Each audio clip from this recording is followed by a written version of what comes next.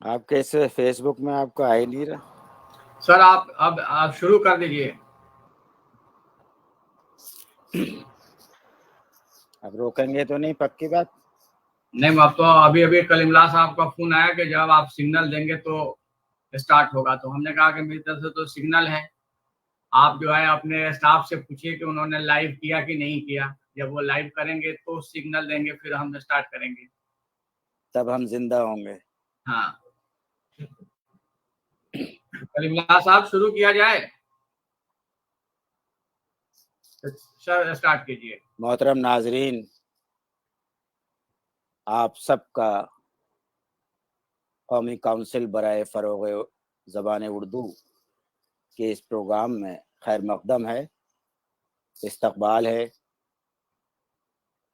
خواتین و حضرات، جیسا کہ آپ سب جانتے ہیں کہ گزشتہ 1.5-2 سال سے ہم لوگ جس وبا میں گرفتار ہیں، اس کی وجہ سے کوئی بھی پروگرام، کوئی بھی سیمینار روبرو نہیں ہو رہا، ملاقاتیں کرنے سے محروم ہیں. لیکن اس کے باوجود جب دل میں چاہ ہوتی ہے تو کوئی نہ کوئی ملاقات کا راستہ نکال لیا جاتا ہے. بے زبان بھی بات کرنے کے لیے اشاروں میں بات کر لیتے ہیں. وہی صورت قومی کونسل نے اختیار کی ہے کہ دور دراز میں جو لوگ موجود ہیں، جو کسی وجہ سے، کرونا کی وجہ سے مل نہیں سکتے، وہ اس طرح روبرو ہو جائیں. یہ مختلف اصناف پر جو قومی کونسل نے پروگرام شروع کیا ہے، یہ پروگرام صرف ادبی اعتبار سے اہم ہے، بلکہ یہ اساتذہ کے لیے، طالب علموں کے لیے، اور جو حضرات اردو سے دلچسپی رکھتے ہیں اور اردو کی اصناف سے واقفیت حاصل کرنا چاہتے ہیں، ان کے لیے دلچسپ ہے. آج کا موضوع داستان گوئی کی روایت یا اس کے عروج و زوال پر بات کرنی ہے، اور میرے لیے اور کونسل کے لیے یہ خوشی کی اور فخر کی بات ہے کہ اس میں جو شخصیات شرکت کر رہی ہیں وہ اس عہد کی معروف شخصیات ہیں. لکھنؤ کی نامور شخصیت نواب جعفر میر عبداللہ صاحب تشریف فرما ہیں. میں ان کا خیر مقدم کرتا ہوں. یہ ہماری قدیم روایات کو آج تک سنبھالے ہوئے ہیں. خدا انہیں طویل عمر عطا فرمائے. ہمارے ساتھ بنارس ہندو یونیورسٹی کے شعبہ اردو کی محترمہ پروفیسر قمر جہاں موجود ہیں،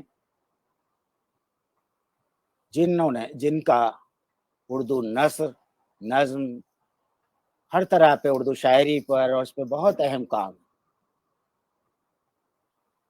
اور ہمارے ساتھ مسلم یونیورسٹی کے شعبہ اردو کے پروفیسر قمر الہدیٰ فریدی ہیں. آج 21ویں صدی میں جب داستان گوئی کی تنقید پر بہت کم لکھا جا رہا ہے، جو چند لکھنے والے ہیں ان میں سے ایک اہم نام قمر الہدیٰ فریدی کا ہے. داستان گوئی کو 21ویں صدی میں دوبارہ رواج دینے میں جن شخصیات نے اہم کردار ادا کیا ہے، ان میں دانش حسین کا نام اہمیت کا حامل ہے. میں سب سے پہلے قومی کونسل کے ڈائریکٹر پروفیسر شیخ عقیق احمد سے درخواست کروں گا کہ وہ اپنے مہمانوں کا خیر مقدم کریں بطور میزبان۔ بہت بہت شکریہ شیخ عقیق احمد۔ بہت بہت شکریہ استاد محترم پروفیسر ابن کمل صاحب، پروفیسر قمر جہاں صاحبہ، پروفیسر قمر الہدیٰ فریدی صاحب، نواب جعفر میر عبداللہ صاحب، جناب دانش حسین صاحب۔ سب سے پہلے میں اپنی طرف سے اور قومی کونسل برائے فروغ اردو زبان کی طرف سے آپ تمام حاضرین کا خیر مقدم کرتا ہوں۔ آپ لوگوں کے تعارف ابن کمل صاحب نے بہت حسن و خوبی کے ساتھ کرا دیا ہے، مجھے مزید کچھ کہنے کی ضرورت نہیں ہے۔ اور اس سے پہلے کہ پروگرام شروع ہو، میں تھوڑا سا اپنی بات رکھنا چاہتا ہوں، وہ یہ کہ اردو نثر اور داستان کی ابتدا کا زمانہ تقریباً ایک ہی ہے۔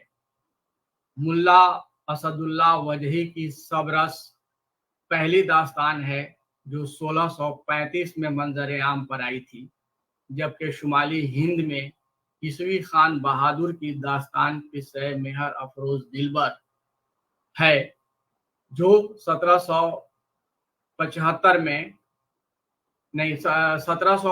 میں سید حسین عطا حسین نے نو طرز مرصع لکھی، جو قصہ چہار درویش فارسی کا ترجمہ ہے۔ مہر چند کھتری نے نو آئین ہندی لکھی اور شاہ عالم ثانی نے عجائب القصص لکھی۔ ان سب کا زمانہ قریب قریب ایک ہی ہے۔ اردو داستان کی تاریخ میں فورٹ ولیم کالج کی خدمات ناقابل فراموش ہیں۔ جان گلکرسٹ نے سارے ہندوستان کے اردو اور ہندی ادیبوں کو جمع کیا اور بہت ساری نثری کتابیں تحریر کروائیں، جن میں زیادہ کام داستانوں کی صورت میں ہے جو فارسی، سنسکرت اور دوسری زبانوں سے ترجمہ کی گئی ہیں۔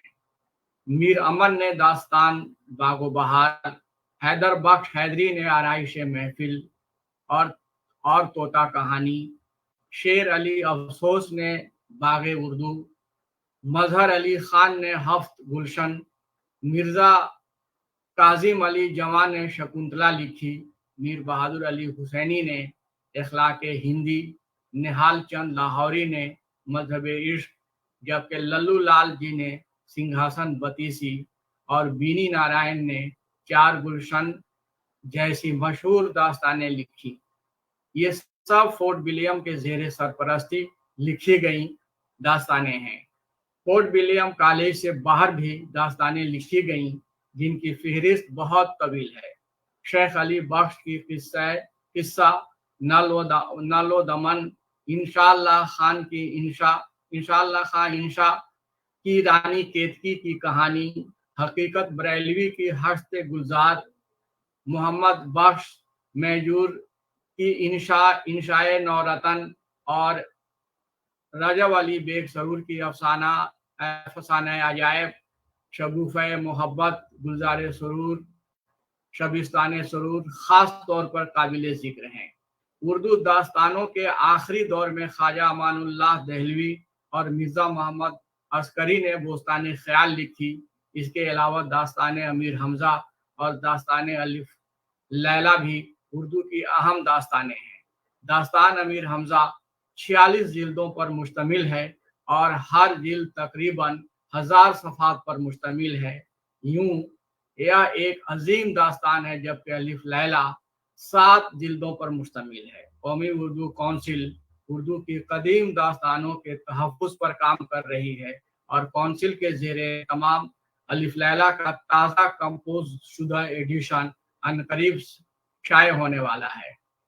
داستان نگاری کے ساتھ داستان گوئی کا بھی پختہ روایت رہی ہے۔ 19ویں اور 20ویں صدی میں کئی داستان گو گزرے ہیں जिन्हें गैर मामूली शोहरत हासिल हुई और उन्होंने फन दास्तान गोई की मकबूलियत को बाकी रखने और इसके फरोग में बड़ा रोल अदा किया।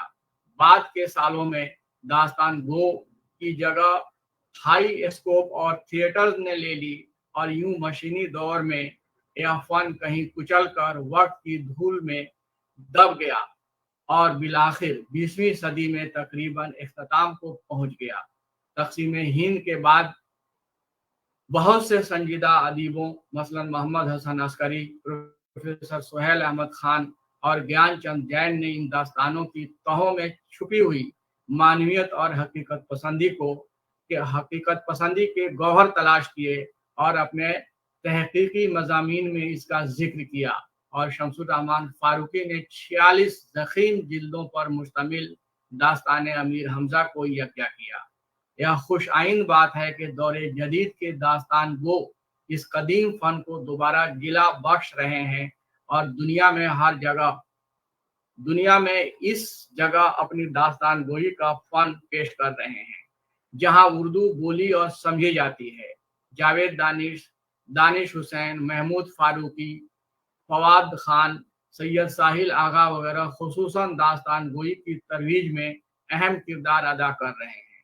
इन फनकारों ने माजी के दास्तान गो फनकारों के मखसूस लिबास पहनकर माजी की दास्तानों को एक बार फिर खास व आम के लिए पुरकशिश बना दिया है। यह तमाम फनकार यकीनन काबिल तहसीन है और उर्दू दास्तान गोई के तहफ़्फ़ुज़ में बहुत अहम किरदार अदा कर रहे हैं।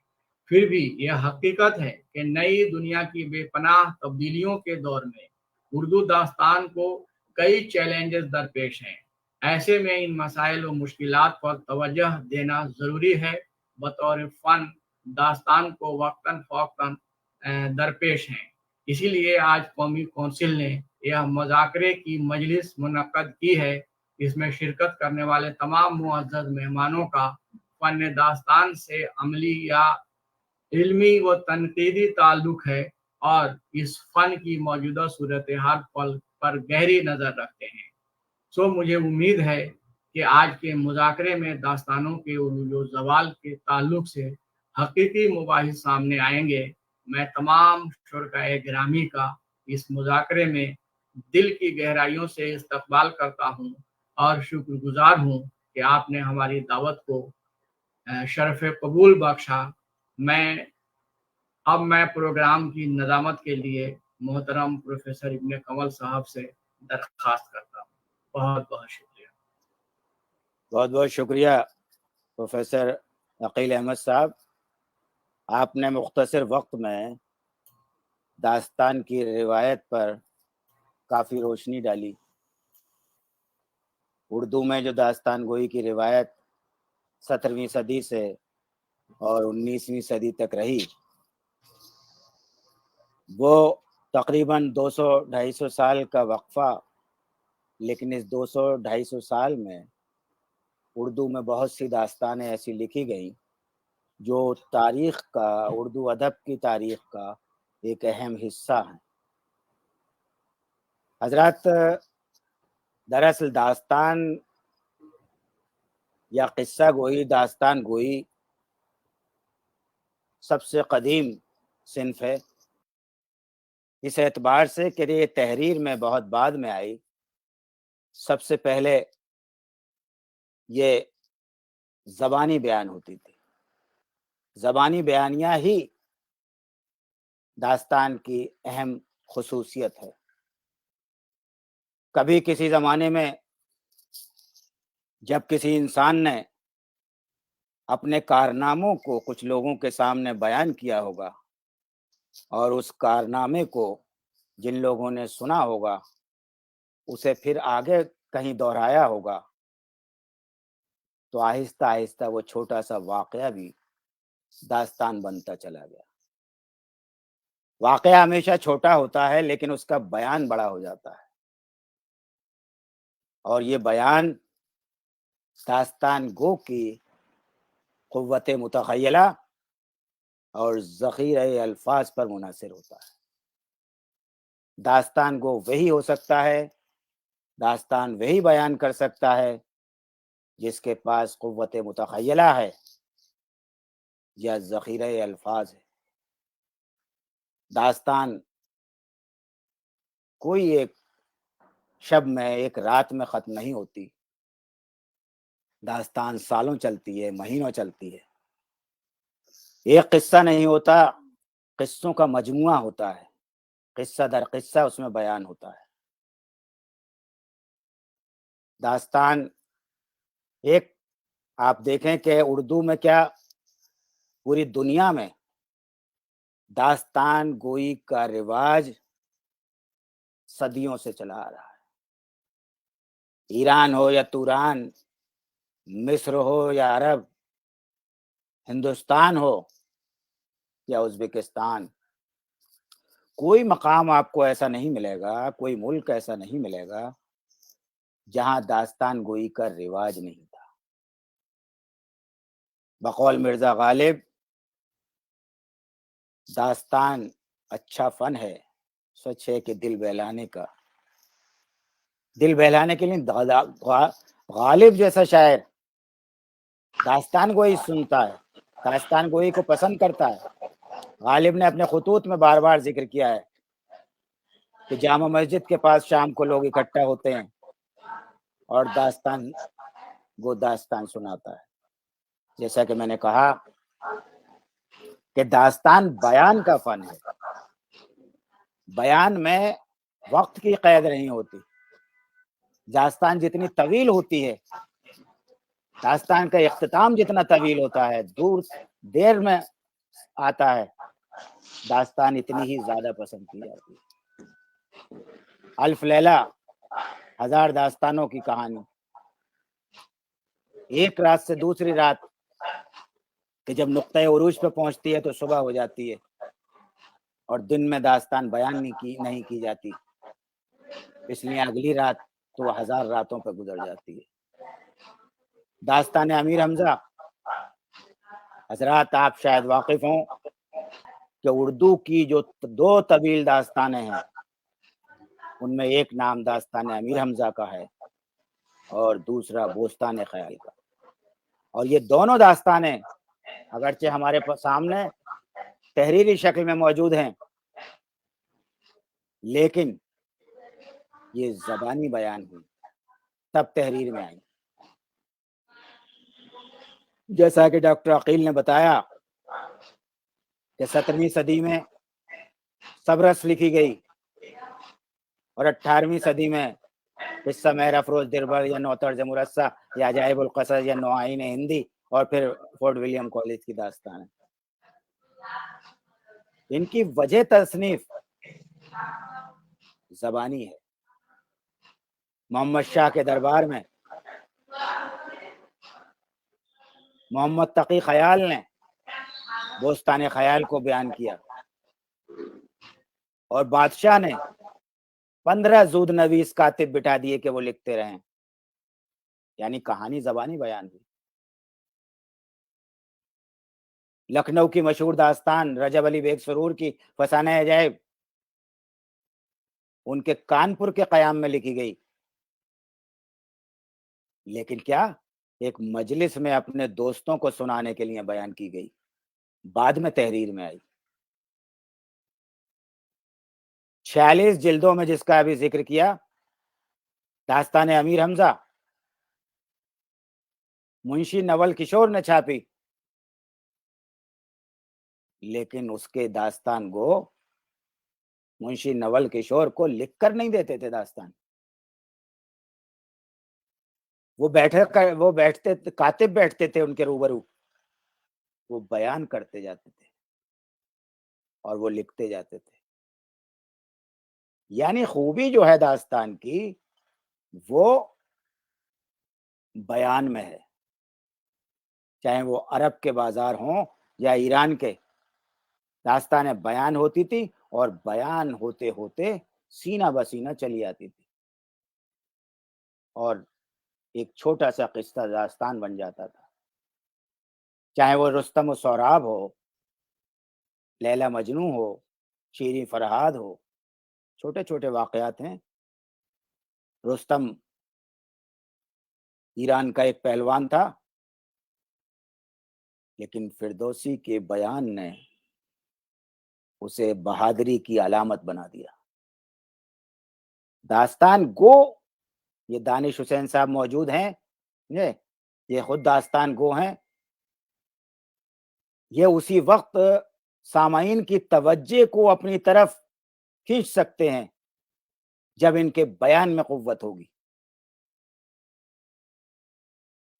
दास्तान गो के बयान में इतनी कुव्वत होती थी कि वो दास्तान गो को, सामाईन को बांध लेता था। अगर एक रात सामाईन ने दास्तान सुनी है तो बेचैन रहते थे कि अगली रात जरूर सुनने आएंगे, क्या हुआ होगा। मैंने पहले भी कहा कि दास्तान वही बयान कर सकता है जिसमें कुव्वत मुतखय्यला हो, यानी उसका तखय्युल इतना परवाज कर सकता हो, इतना बुलंद हो कि अब छोटी सी बात को, छोटे से वाक़े को वो बहुत दूर तक और देर तक फैला सके। दास्तान का फन तवालत चाहता है, तवालत। और आप एक चीज और देखें कि दास्तान गो की ये कोशिश होती है कि उसका झूठ, उसकी दास्तान ऐसी मालूम हो कि वो हकीकत बयान कर रहा है। ये दास्तान के फन की बात है। जब तक सामईन को ये यकीन नहीं होगा कि ये जो कुछ बयान कर रहा है सच है, सामईन उसकी बात पे यकीन नहीं करेंगे। दास्तान में हमेशा देखिए, हिंदुस्तान में लिखी जाने वाली दास्तानें में कभी ये नहीं कहा गया कि लखनऊ में एक बादशाह था, उसके एक शहजादा था, उसके औलाद नहीं थी, या दिल्ली के बादशाह था, उसके औलाद नहीं थी। हमेशा कहा गया रोम में एक बादशाह था, दमिश्क में एक बादशाह था, चीन में एक बादशाह था, चीन का शहजादा था। क्यों? इस फासले को और इस दूरी को पैदा करके दास्तान गो सामईन को यकीन दिलाना चाहता था। क्यों? कि आज से 100-150 साल पहले जब ये दास्तानें बयान की जा रही थी, उस वक्त ये सब मुल्क बहुत दूर थे, कोई वहां जाना के बारे में सोच भी नहीं सकता था। आज और बात है कि आज हम लखनऊ में बैठे हुए हैं या अलीगढ़ में बैठे हुए हैं और हम यहाँ सामने बात कर रहे हैं। आज अमेरिका में बैठ के बात हो जाती है रूबरू। उस जमाने में तसव्वुर नहीं कर सकते थे। जब दास्तान को कहता था कि दमिश्क में एक 52 गज का, 90 गज का एक देव था, तो लोग यकीन कर लेते थे। और अगर वो कहता कि हजरतगंज में या चांदनी चौक में एक देव देखा हमने, तो उसे लोग मारते कि हमने तो नहीं देखा, तूने कहां से देख लिया। नहीं, तो ये फासला पैदा करके, दूरी पैदा करके अपनी बात को यकीन दिलाना, उतार चढ़ाव, ये हमारे दास्तान गो मौजूद हैं दानिश साहब। जब तक उतार चढ़ाव, ड्रामाइयत नहीं आएगी दास्तान गोई में, उस वक्त तक सुनने वाले को मरऊब ही नहीं किया जा सकता। एक चीज क्लास में देखें, हम लोग पढ़ाते हैं, बच्चों को भी देखा होगा जब पढ़ते हैं, तो अगर वो बच्चे से कहें कि जरा सबक पढ़िए, तो वो अगर वो सर अलिफ से लेके ये तक पढ़ता चला जाए, ये हुआ करके, तो कोई उसे दिलचस्प, लेकिन अगर उसमें ड्रामेयत पैदा होगी तो सब दिलचस्पी से सुनेंगे। हमारे लिए खुशी की बात दास्तान की है तो बहुत तवील हो सकती है। मैं चाहता हूं कि आप सब की उसमें शिरकत हो। हमारे दरमियान हमारे बुजुर्ग मोहतरम जाफर साहब मौजूद हैं। मैं चाहूंगा कि वो, क्योंकि लखनऊ की कदीम तहजीब से वाबस्ता हैं, मुमकिन है कि उन्होंने दास्तान को जमाना देखा हो, दास्तान गोयों को सुना हो,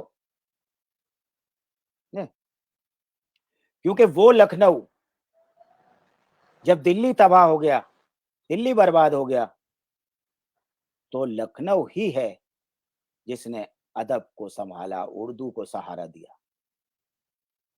ये तवील दास्तानें जितनी हैं, चाहे दास्तान अमीर हमजा हो और बोस्तान ख्याल हो या और दास्तान फसाने अजायब हो, वो सब दास्तानें जो हैं वो लखनऊ में शाये हुई, और न सिर्फ शाये हुई एक बार, बार बार शाये हुई। इसका मतलब था कि वो अवाम व खवास में मकबूल थी। हमने बचपन में दादा दादी और नाना नानी से किस्से कहानियां सुनते थे, वो भी इसी का हिस्सा है। तो मैं जाफर साहब से दरखास्त करूंगा कि आप उस रिवायत पे दास्तान की कुछ रोशनी डालें। आदाब। मैं उर्दू काउंसिल मैं कौमी काउंसिल फ़रोग़ उर्दू का शुक्रगुज़ार हूँ कि दास्तान गोई के सिलसिले से ये एक सब्जेक्ट लिया गया है जिसमें काफ़ी तफसील से डॉक्टर अकील साहब ने भी बताया, आपने भी फरमाया। दास्तान गोई और क़िस्सा गोई एक बड़ा दिलचस्प सब्जेक्ट है। इसमें जो दास्तान गो है या क़िस्सा गो है, उसमें यह खूबी होना चाहिए कि उसकी जो ज़बान है, उसका जो मिजाज है और जो सब्जेक्ट है, वो इस तरह से बयान हो कि उसमें सामे जो है उनकी दिलचस्पी पैदा हो। जैसा कि आपने फरमाया कि रोम की और बाहर के लोगों की इस तरह के दास्तानें सुनाई जाती थीं। मुझे फ़ख्र है कि बचपने में मैंने दास्तान गो और क़िस्सा गो अपने घर में भी उनको देखा भी है और सुना भी है। मैं सन 60 के बाद हमारे एक बुज़ुर्ग थे नवाब सज्जाद अली ख़ान साहब, उन्होंने मुझे बेटा बनाया था और मैं उनके साथ रहता था। जब मैं महीना भर का था तो वो 80 बरस के थे। तो उस ज़माने में जब गर्मी का मौसम होता था, लू चलती थी, खसखाने बनाए जाते थे, छिड़काव करने के लिए महल वो सब नौकर और चाकर होते थे, कव्वे हकनियाँ होती थीं कि कव्वा तक न बोले कि उनकी नींद में खलल हो।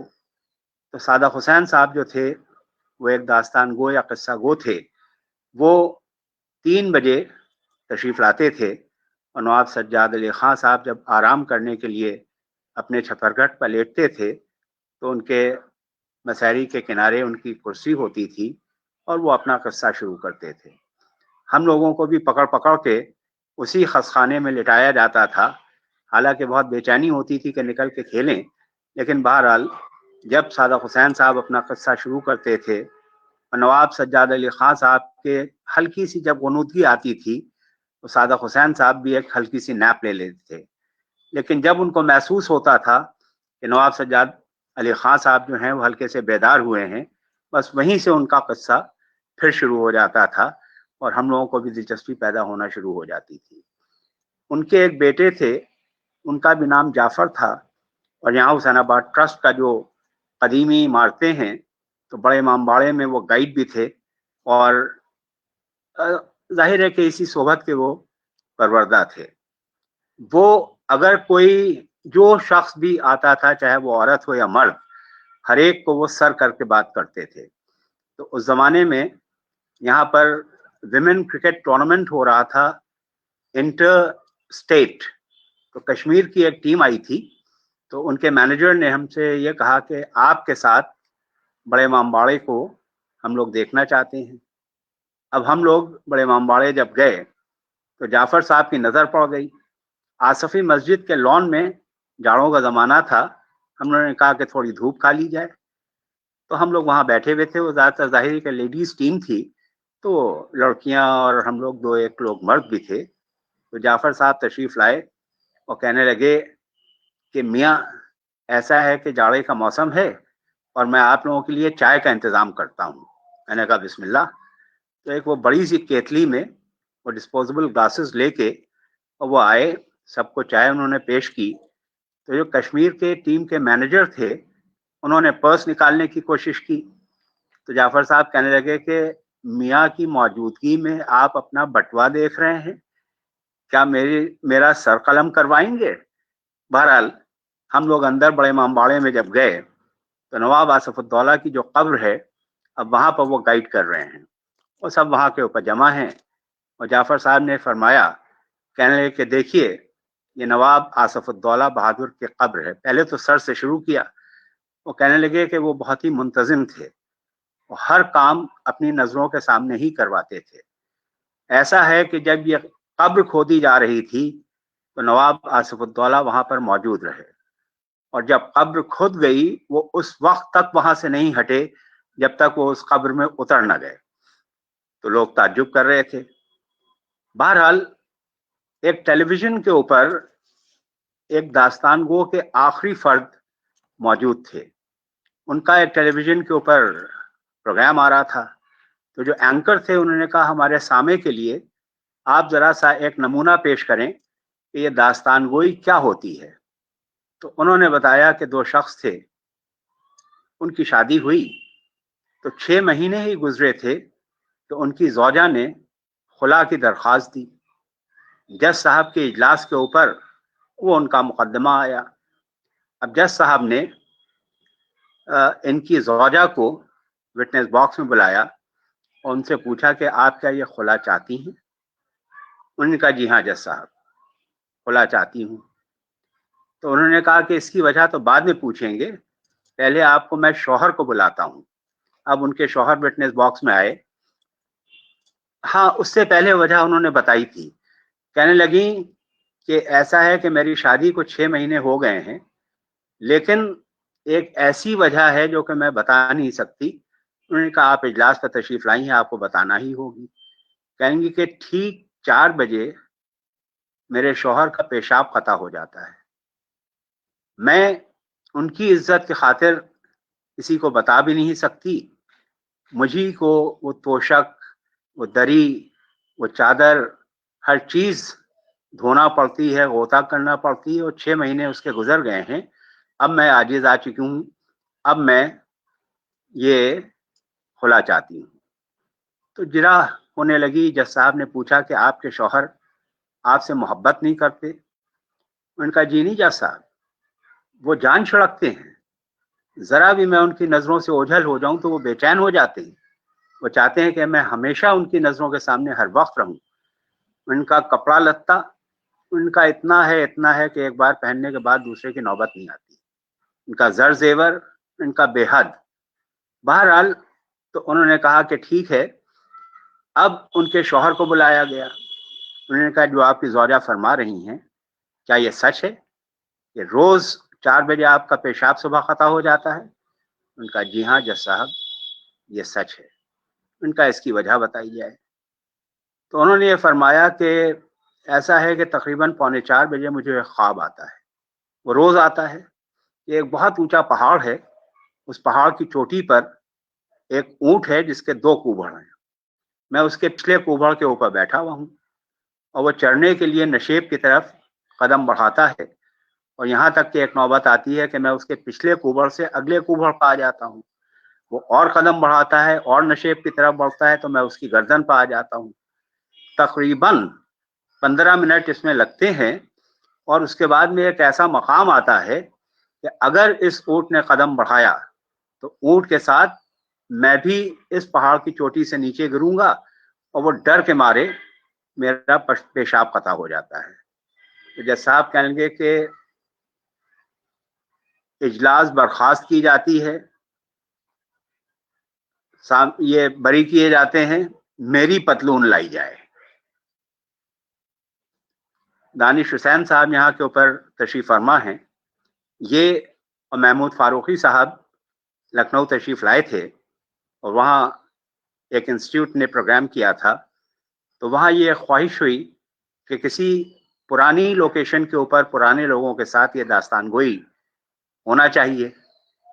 تو ان کے ڈائریکٹر نے مجھ سے کہا کہ آپ کے گھر پر ہو جائے. تو انہوں نے کہا کہ آپ کے بیٹھکے میں ایک 10-15 لوگ بیٹھ کے اور یہ پروگرام کر لیا جائے. تو میں نے کہا جناب داستان گوئی جو ہے وہ چھت کے نیچے تو ہوتی نہیں تھی، تو شام کو آسمان کے نیچے ہوتی تھی. تو میں نے پھر لوگوں کو مدعو کیا، اور چھت اتفاق سے ہماری کافی بڑی ہے تو ہم نے وہاں فرش بھی کروا دیا، گوتکیے لگوا دیے، قالین بچھوا دیے، اور ان لیڈیز کے لیے جن کے گھٹنوں میں تکلیف رہتی تھی, جو پالتی مار کے اب ایسے نہ بیٹھ پائیں, ان کے لیے چند کرسیاں لگوا دی, اور ان لوگوں کے لیے, دانش صاحب کے لیے اور محمود فاروقی صاحب کے لیے, چوکے لگا دیے تخت کے, پانی کے کٹورے رکھ دیے گئے, کچھ جھاڑ فانوس جو ہیں بیٹھکیاں وہ سجا دی گئیں, اور بڑا اچھا ایک موقع تھا. اور آپ لوگ نے قصہ امیر حمزہ جب شروع کیا ہے, اور آپ کا جو لباس تھا وہ انگرکھا پہنے ہوئے, دوپلی ٹوپی لگی ہوئی, اور آپ کی جو گفتگو ہوتی ہے اس میں, وہ اصل میں بہت دلچسپ ہونا چاہیے. آپ کا جو اوریشن ہوتا ہے اس میں بڑی جاذبیت ہونا چاہیے, اور ایسا معلوم ہونا چاہیے کہ حقیقت ہے, اور اس میں ایک چاؤ ہونا چاہیے کہ آگے اب آئندہ کیا ہونے والا ہے. تو بہرحال وہ ایک یادگار پروگرام تھا. اور سنیکس میں ہم نے کشمیری چائے بالائی اور شیرمال وہ رکھی تھی. دانش صاحب کو یاد ہوگا کہ کیا دلچسپ واقعہ تھا. یہی آج جو کل ناظرین نواب صاحب نے جو بات کہی ہے, یہی کہ داستان گوئی کے لیے فضا سازی بہت ضروری ہے, بہت ضروری ہے. بہت ضروری ہے. جب تک وہ فضا نہیں بنتی, دیکھیے پرانے زمانے میں مرزا غالب نے بھی لکھا ہے, اور جو عرب میں داستانیں ہوتی تھی اس میں کہا جاتا تھا کہ شام کے وقت باقاعدہ ایک میدان میں لوگ بیٹھا کرتے تھے, اور داستان گو آتا تھا, اس پہ تخت پہ بیٹھ کے داستان سناتا تھا. یہی رواج ایران میں بھی تھا, اور یہی رواج دلی میں اور لکھنؤ میں موجود تھا, کہ جب تک وہ فضا یہی تیار نہیں ہو تو وہ داستان گوئی کا وہ لطف ہی نہیں آ سکتا. اور جو اسی نواب لیے صاحب نے کہا کہ اس میں ایک حیرت و استعجاب کی فضا جب تک پیدا نہیں ہوگی, جی ہاں, دیکھیے ویسے ہی 4 بجے ایمبینس تک, کریٹ کیا جی گیا جی تھا. جی, جب وہ حیرت و استعجاب کی فضا پیدا کرنے کے بعد ہی سامعین میں ایک تجسس پیدا ہوتا ہے کہ آگے کیا ہوا ہوگا. جی ہاں, اور عموماً جو وقت بتایا 4 بجے, عموماً صبح کے وقت داستان, فجر کی اذان ہو گئی یا کچھ ہوا, داستان کو بند کر دیا جاتا تھا. ہم نے جی بھی ہاں, بچپن میں سنا تھا کہ کبھی اگر دادی یا نانی سے کہا کہ دن میں کہ کہانی سنا دیجئے, تو انہوں نے کہا نہیں, دن میں کہانی نہیں سنائی جائے گی, ماموں راستہ بھول جائیں گے. اور کبھی نہیں, بچہ یہ اس لیے منع کر دیتا تھا کہ ماموں راستہ نہ بھولیں, کوئی بھی بھول جائے, ماموں سب کو پیارے ہوتے ہیں, چچا بھول جائیں تو کوئی بات نہیں ہے, ماموں نہ بھولیں راستہ. صحیح, تو یہ روایت جو ہے بہت قدیم ہے. اگر ہم بے آپ شک. دیکھیں کہ یہ, آپ دیکھیں فضا سازی, اب یہ دانش حسین صاحب یا محمود فاروقی یا اور داستان کو جب داستان بیان کرتے ہیں تو وہی فضا بنائی جاتی ہے, وہی ماحول بنایا جاتا ہے. کیوں یہ ڈرائنگ روم میں بیٹھ کے داستان نہیں سناتے, کیوں یہ پینٹ شرٹ پہن کے, کوٹ پہن کے, ٹائی باندھ کے نہیں سناتے؟ کیونکہ وہ ماحول پیدا کرنا ہے, وہ ایمبینس جو ہے وہ ہونا ماحول چاہیے. پیدا کرنا, وہ جب ہی اس میں مزہ آئے گا, وہی سننے میں لطف آئے گا, وہ ایسا لگے گا کہ ہم اسی ماحول میں موجود ہیں.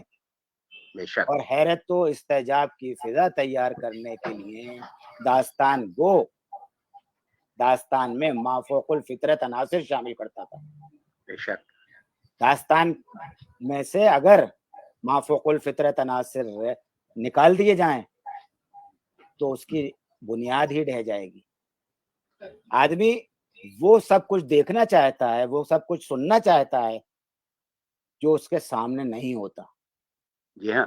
میں پروفیسر قمر میں جہاں سے جی, ابھی اور آپ چیز پھر میں آتے ہیں, کہنا چاہوں گا. دوبارہ بات کرتے ہیں پھر. ابھی جی اچھا, میں ذرا پروفیسر قمر جہاں سے کہ داستان کا, دیکھیے آپ نے بھی اتنے برسوں پڑھایا ہے, اور ہم جانتے ہیں کہ داستان گوئی جو ہے اب ہمارے نصاب کا حصہ بن کر رہ گئی ہے. نہ اب لکھی جاتی ہے, نہ اب سنائی جاتی ہے جس طرح پہلے سنائی جاتی. تو کیا وجہ ہے اس کی؟ کیا ہمارے یہاں سننے والے کم ہو گئے؟ آپ دیکھی جاتی ہے. دیکھیے ابھی بات ہوئی تھی, ڈاکٹر عقیل نے بھی کہا تھا, آج بھی داستان گوئی موجود ہے لیکن وہ فلموں کی شکل میں ہے. داستان کا ایک ہیرو جو ہے ایک ہاتھ مارتا ہے اور 10-15 آدمی ہوا میں اڑ جاتے ہیں. کبھی کوئی آدمی باہر سڑک پہ اڑا کے تو دیکھے ایک ہاتھ میں آدمیوں کو, تو یہ کیا ہے؟ داستان کا شہزادہ ہی ہے وہ جو اڑا دیتا ہے. تو یہ فلموں میں آج بھی ہمیں داستان گوئی دکھائی دے رہی ہے. ہیری پوٹر آئی, کتنی مقبول ہوئی, لیکن یہ ہے کہ وہ دوسری شکل میں مقبول ہو رہی ہے. تو آپ کا کیا خیال ہے پروفیسر قمر جہاں کہ داستان گوئی کے اتنے عروج کے بعد کہ 20ویں صدی کے اوائل تک داستان امیر حمزہ ہو یا دوسری داستانیں ہوں بار بار ریپرنٹ ہوتی رہی, چھپتی رہی اور پھر اچانک ختم ہو گئی, کیا اس کی وجہ ہو سکتی ہے؟ آپ کی آواز بند ہے, آپ اپنا مائک انمیوٹ کر لیں. آ گئی؟ ہاں جی جی جی آ رہی. ہاں میں نہیں بند کی تھی. تو سب سے پہلے تو میں نیشنل کاؤنسل کی شکر گزار ہوں کہ انہوں نے اتنے اہم موضوع پر اظہار خیال کے لیے شراکا کے ناموں میں میرا بھی انتخاب کیا. اور موضوع بہت وسیع ہے اور دریا کو کوزے میں بند کرنا ہے, سمیٹنا ہے, اس لیے اس کا ایک سرسری جائزہ ہی لیا جا سکتا ہے. ورنہ زبان و بیان اور تہذیبی افادیت کے پیش نظر یہ تخلیقات آج بھی ہماری ادبی وراثت ہیں. اس کا اعتراف آپ سب نے ابھی بار بار کیا ہے, اور ہمارے ابن کمل صاحب نے تو جو اپنا انٹروڈکٹری ایڈریس تھا اس کو ہی ایک چھوٹا سا لیکچر بنا کے پیش کیا کہ ان کی اہمیت آج بھی کیوں ہے. دیکھیے, ہر دور کے اپنے تقاضے ہوتے ہیں, اپنی ترقیاں ہوتی ہیں, اور ایک نسل جب جاتی ہے دوسری نسل اس سے آگے بڑھتی ہے, تو دنیا ہمیشہ ترقی کی طرف گامزن ہے. اور یہ ترقی معکوس بھی ہو سکتی ہے کہ بھئی بظاہر ہم ترقی کر رہے ہیں لیکن دنیا میں دیکھیے کہ کیا کچھ نہیں ہو رہا ہے, یہ ترقی معکوس ہے.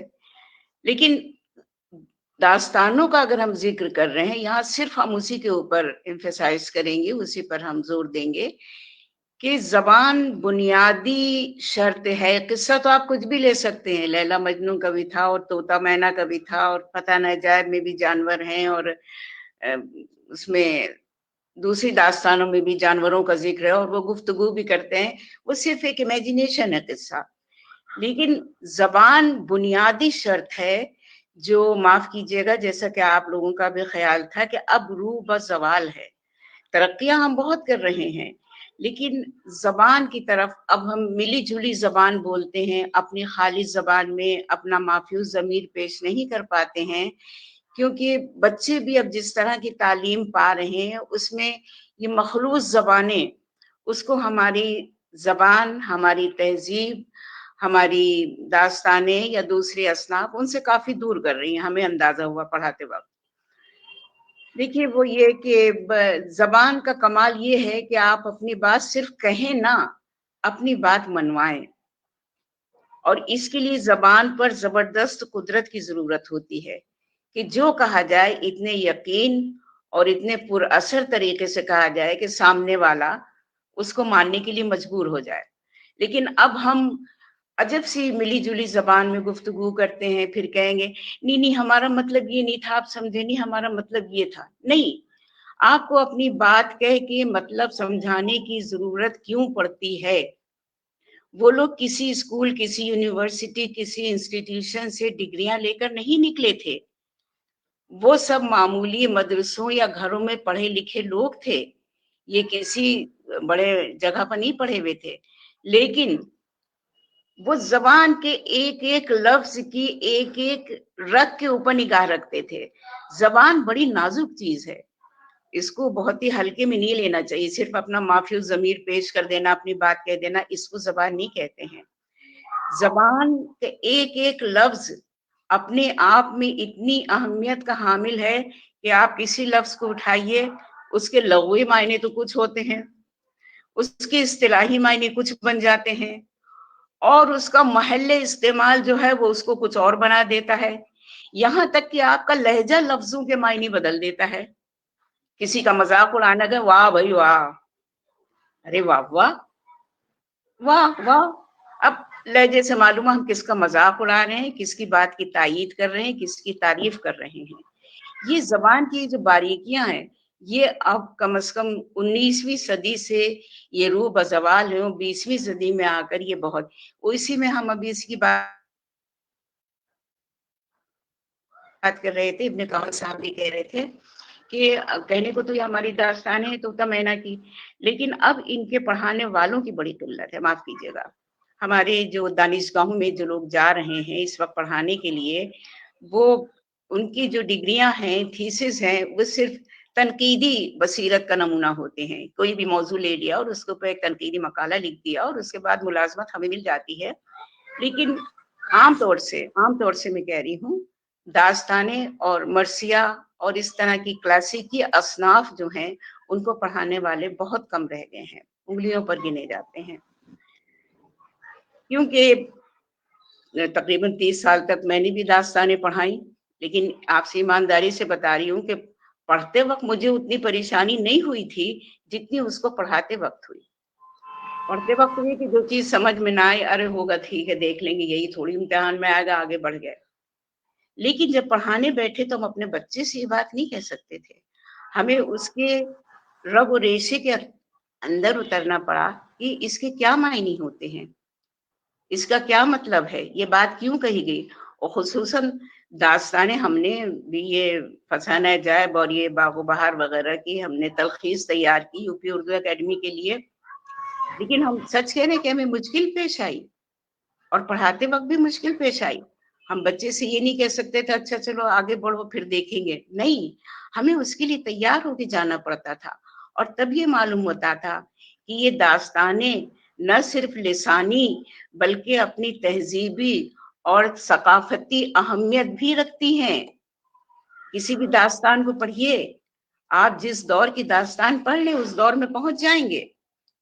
वहां की जबान, वहां का लिबास, वहां के आदाब नशिस्त बर्खास्त, वहां की गुफ्तगू, ये सब चीज आपको उस दास्तान में मिल जाएगी जगह जगह।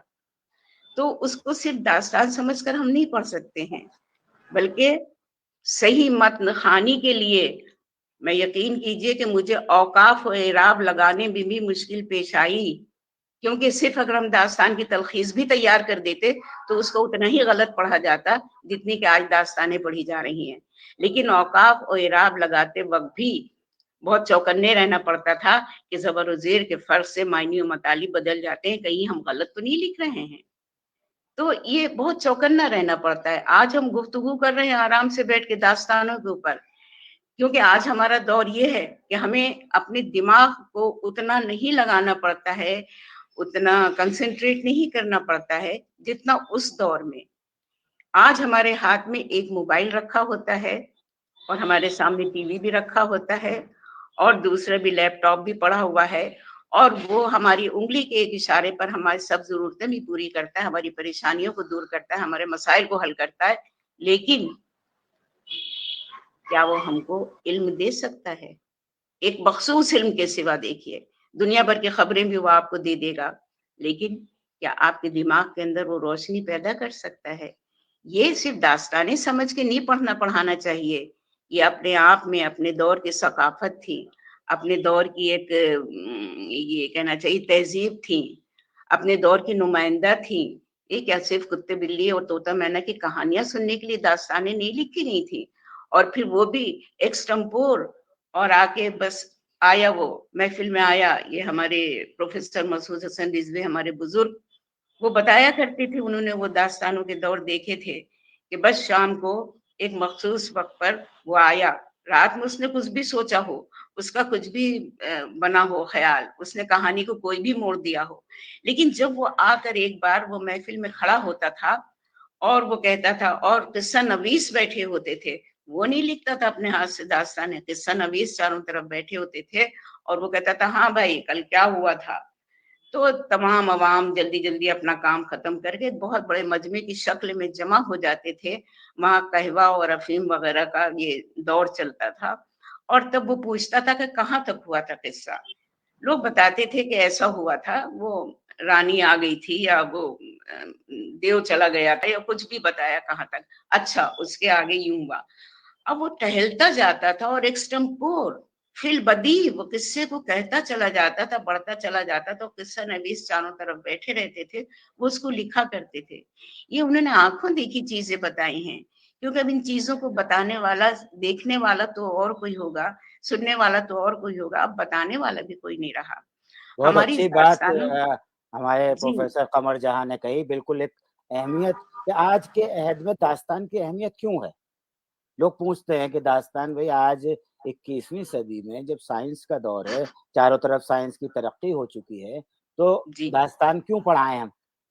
दास्तान जैसे मोहतरमा ने कहा कि दास्तान में एक जबान सीखना, अगर किसी, देखिए दास्तान कहानी सुनाना या दास्तान को पढ़ना एक जबान को सीखने का अमल था। फोर्ट जी विलियम कॉलेज में दास्तानों को ही क्यों तर्जुमा करने के लिए तरजीह दी गई? जब अंग्रेजों का ये इरादा हुआ कि अब उन्हें यहीं क़याम करना है, यहीं हुकूमत करनी है, तो यहाँ की ज़बान से वाकिफ़ हों, यहाँ की तहज़ीब से वाकिफ़ हों। और तहज़ीब कहाँ मिल सकती है? तहज़ीब दास्तानों में मिल सकती है। जी तहज़ीब दास्तानों में विलादत से लेके वफ़ात तक तमाम जी रसूमात, आप एक दास्तान से आप पढ़ के आपको वाक़फ़ियत हो सकती है। ज़बानों का ज़ख़ीरा, जी ज़बानों की तवालत जो है, दास्तान की तवालत का मतलब ये था कि दास्तान गो के पास इतना ज़ख़ीरा अल्फ़ाज़ है कि वो एक किस्से को कई महीने तक बल्कि सालों तक चला सकता है। बोस्तान ख़याल हो या फ़साने अजाइब या अल्फ़ लैला, एक दास्तान आप देखें अल्फ़ लैला की वजह तसनीफ़ क्या थी? कि एक शहज़ादी, एक वो बादशाह की शादी होती है उसकी मलका की बेवफाई की वजह से, और वो तहत करता है कि मैं रोज एक शादी करूंगा और रोज सुबह को उस औरत को कत्ल करवा दूंगा।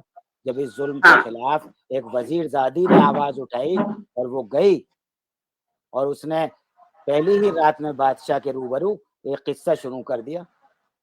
किस्सा जी जब जी नुक्ते उरूज पर पहुंचा तो सुबह हो गई। अब सुबह में दास्तान सुनाई नहीं जा सकती। अब बादशाह अगर उसे सुबह को कत्ल कराता है तो इसका मतलब है कि उसका वो तजस्सुस जो है कि आगे क्या हुआ होगा वो रह जाता। जी जी इसलिए वो एक के चलिए कल करा देंगे, आज पे अगली बार फिर वो किस्सा सुनाती है, फिर वो नुक्ते उरूज पे पहुंचता है दूसरा किस्सा, फिर वो सुबह हो जाती है। इस तरह 1000 रातें गुजर गई और फिर आखिर में उसे इतनी मोहब्बत हो गई कि उसने कत्ल का इरादा ही मुलतवी कर दिया। ये चीजें जो हैं आज के अहद में, ये जाहिर है कि आज वो माहौल नहीं रहा, वो जबान जो बोली जाती थी, जो सुनी जाती थी उर्दू, वो नहीं रहा। ये लेकिन हमारे यहाँ दानिश हुसैन साहब मौजूद हैं। दानिश साहब, आपके जहन में ये ख्याल कैसे आया कि आप आज के अहद में दास्तान गोई को दोबारा रिवाज दें? जी जी, आदाब आदाब। बहुत पुरलुत्फ गुफ्तगू हो रही है और इतना कुछ आप लोगों से सीखने को मिल रहा है। मैं तो जाफर साहब तो माशाल्लाह मैं क्या कहूँ, वो तो हमारे मेज़बान रह चुके हैं और एक बहुत बेहतरीन शाम जो है उन्होंने वहाँ लखनऊ में तो फराहम की। और कमर जहाँ आपा हैं, अब्दुल साहब आप हैं, तो गायबाना तरीके से आप लोगों से मुलाकात है, क्योंकि भाई आखिर तो ख़ानदान मेरा भी वही है जहाँ उर्दू फारसी अरबी के लोग हैं। तो आप लोगों के नाम तो सुनते रहते थे लेकिन कभी मुलाकात नहीं हो पाती थी। और हमारा क्या था कि भाई हम जरा नालायक किस्म की औलाद थे, पढ़ाई लिखाई में कुछ खास दिलचस्पी नहीं थी। धक्का वक्का खा के कहीं बैंक में मुलाजिम हुए तो उसमें भी वहाँ कोई खास दिलचस्पी नहीं हुई। तो समझ में आया कि अदाकारी शायद हो सकती है, और अदाकारी जो है वो थिएटर करना शुरू किया। और एक ऐसा वक्त आया कि ये लगा कि नहीं, थिएटर ही बेहतर है। ये लाला की नौकरी करना और किसी और का रुपया गिनने से अच्छा है कि अपना कम रुपया गिनो और खुद मुख्तार रहो। तो बैंक की नौकरी मुलाजमत छोड़ी और थिएटर करना शुरू किया। तो एक वक्त ऐसा आया कि मैं हबीब तनवीर साहब के साथ नाटक कर रहा था और उनका बहुत ही मशहूर और मारूफ नाटक है आगरा बाजार, जो नज़ीर अकबराबादी की जिंदगी के ऊपर है।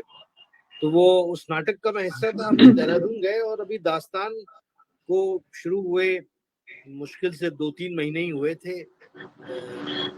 मॉडर्न जिसे आप कहें रिवाइवल एक तरह से दास्तान गोई का। तो हम लोग वहाँ पे थिएटर कर रहे थे और जो कि हबीब साहब का तरीका था, वो हर शो के बाद जो है वो एक्टरों को खड़ा कर देते थे स्टेज के ऊपर और फिर उनकी जो है वो जो कहते हैं मजम्मत शुरू हो जाती थी। तो उसके बाद जो है उन्होंने जब पूरा सब क्रिटिक कर लिया, एडमॉनिश कर लिया, तो उन्होंने कहा कि भाई कल सुबह जो है वो दास्तान गोई की एक महफिल है और अगर आप अपने आप को अदाकार समझते हैं तो ये بے حد ضروری ہے کہ آپ جا کے اس محفل کو اٹینڈ کیجئے اور دیکھیے کہ یہ فن کیا ہے. تو میرا جو ہے وہ میں جسے کہتے ہیں کہ میرے کان کھڑے ہوئے کہ بھئی یہ ایسی کیا چیز ہے کہ جو حبیب صاحب اس طرح سے جو ہے وہ کہہ رہے ہیں کہ آپ جائیے اور جا کے اس کو سنیے. تو میں گیا, تو میں نے یہ محمود اور ہمانشو اس وقت داستان کر رہے تھے, تو میں نے دیکھا تو میں تو بڑا بالکل سے کہتے ہیں وہ تذبذب میں پڑ گیا کہ بھئی ایسی چیز, اور مجھ کو معلوم ہی نہیں تھی. تو اور مجھے لگا کہ یار یہ تو کرنا چاہیے. اب کیا تھا کہ ہم لوگوں نے مرثیہ گوئی دیکھی تھی, اور مرثیہ گوئی کا جو ہے وہ فن جو ہے اس سے واقف تھے. پر مرثیہ گوئی ایک تو کیونکہ وہ ایک خاص عہد میں ہوتی ہے, اور وہ ایک اس کے ساتھ ایک باقاعدہ ایک پروٹوکول ہے, ایک اہتمام ہے, تو وہ ہر جگہ کی نہیں جا سکتی. وہ ایک کانٹیکسٹ میں ہوتی ہے اور ایک جگہ پہ ہوتی ہے. اور جب میں نے داستان گوئی دیکھی تو مجھے لگا کہ یہ بہت ایک سیکولر چیز ہے. اس کے لیے کوئی آپ کس طرح کی کوئی قید نہیں ہے کہ بھئی آپ اسی کانٹیکسٹ میں کیجئے یا اسی ماحول میں کیجئے. یہ کہیں بھی کی جا سکتی ہے, کسی بھی آڈینس کے ساتھ کی جا سکتی ہے. اور جو زبان کا رجسٹر ہے, جو میٹر ہے, وہ وہی ہے جو مرثیہ گوئی کا ہے. وہ تو بعد میں جب مطالعہ کرنا شروع کیا تو سمجھ میں آیا کہ وہ آدھے جو مرثیہ گو تھے وہ داستان گو بھی تھے, اور جو داستان گو تھے وہ مرثیہ بھی لکھا کرتے تھے. وہ جو 2 مہینہ 8 دن ہوتا تھا تو مرثیہ لکھتے تھے, پرفارم کرتے تھے, اور جب وہ ربیع اول آتا تھا تو تب سے وہ داستان شروع کر دیتے تھے. تو کیونکہ زمین وہی تھی, تو جو زبان کی کیڈنس تھی, رجسٹر تھا, وہ کافی ملتا جلتا تھا. تو مجھے بڑا اشتیاق پیدا ہوا کہ یہ فن سیکھنا چاہیے, اور 1 ہی 2 مہینے کے بعد جو ہے وہ میں نے داستان کرنا شروع کر دیا. اور شروع کے 3-4 سال ہم ہی 2 لوگ تھے, تو ہم ہی لوگوں کا نام تھا, بھئی کوئی اور ہے ہی نہیں, تو 2 ہی آدمی کر رہے ہیں, تو اچھے برے کانے لولے اندھے جیسے بھی تھے ہماری ہی تعریف ہو جاتی تھی ہر جگہ پہ. پھر اور لوگ بعد میں شامل ہونا شروع ہوئے. تو جب ہم لوگوں نے کرنا شروع کیا, اور جیسا کہ آپ نے کہا شروع میں, یا جہاں آپا نے کہا, یا جعفر صاحب نے بھی کہا, تو مجھے سمجھ میں آیا کہ یہ جو ہم کر رہے ہیں یہ ریوائول نہیں ہے, یہ ری انوینشن ہے. کیونکہ ہم جو اس کو جس طرح سے آج کے موجودہ دور میں داستان کرتے ہیں, ہم تھیٹر کی طرح کرتے ہیں, جہاں پہ جو نول کشور نے چھاپ دی وہ جلدیں ہم نے اٹھائیں, اس میں سے ہم نے کچھ ٹیکسٹ لیا, اس کو کچھ ایڈٹ کیا, کچھ آگے پیچھے کیا, اور اس کو یاد کر کے حفظ کر کے ہم نے اس کو سٹیج کے اوپر پرفارم کر دیا. تو جو اس میں فل بدی والا پہلو ہے وہ ہمارا بہت کم ہوتا ہے. وہ مشکل سے 5% آپ سمجھ لیجئے, جہاں ہم پریامبل دے رہے ہیں, یا لوگ, کیونکہ آج کل بھئی کیا ہے کہ کوئی بھی آرٹ فارم جو ہے وہ اسی ملیو میں ہوتا ہے.